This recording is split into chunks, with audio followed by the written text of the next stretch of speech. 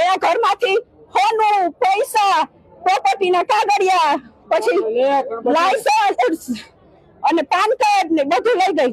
અને હા, ઈ ચકુબેન. પછી આજે શું ઘટના? અને ઓલું શું કહેવાય, બહાર જાય અને પાસપોર્ટ બધું પ્લાનિંગ પ્રમાણે બધું લઈને વહી ગઈ. પછી એની આ બેન પણ લઈને સોનુડી આવડી પૂજારી એને 1.5 મહિના થયા એને હાચવી હતી. ઈ જ ચડાવતી હતી. ઈ જ આ બેને ભણવા નહોતી દેતી. મારો ભાઈ હાથ પગ જોડતો ગયો તો કે તું પાછી આવી જા. તે જે થયું ઈ હું તને તો સ્વીકારવા તૈયાર છું.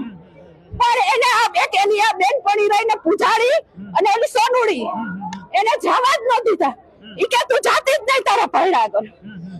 એને જવા જ ના, આ બધું કરનારી બે જણ્યું જ છે. પછી લાલજીભાઈ શું કર્યું? સવારના અહીં આવ્યા હતા. ખબરની મને નથી. સવારે હું ચકુબેન અત્યારે ક્યાં છે? એને કઈ વાગ્યું છે કે એને કઈ થયું છે કે? અરે ઈ તો મરી ગઈ હોય તો ઘોયરું, અને નહીં મરી ગઈ હોય તો તમને મીડિયા સામે કહું છું, હું એને મારી નાખીશ. ભલે મને પોલીસ વાળા જેલમાં લઈ જાય. પછી તમારા ભાઈ શું કર્યું? ગોળીબાર જાતે કર્યું પોતાના ઉપર? ઈ મને કાઈ ખબર નથી. હું અહીંયા રહેતી નથી. હું આખી રહું. હું આવી મેં એટલે એને લપ હાલતી હતી અમે સમજી છીએ. પણ આવો જવાન જૂથ મારા શું કામ ત્યારે આટલું પગલું ભરે કે હદ મારું થઈ ગયું હોય ને ત્યારે એ આટલું પગલું ભરે. બાયડીનો ત્રાસ એટલો હોય ને ત્યારે એ આટલું પગલું ભરે. એ બધા લઈને અમને 5 જણા અમે એને સમજાવાઈ ગયા હતા કે તારે જે થયું જેની યારે લફરું હોય જે હોય તું આવી જા. અમે એને એટલે કે એનો છોકરો 20 વર્ષનો છે ને એના હાટુ ગયા હતા કે છોકરાને જિંદગી બરબાદ ન થાય.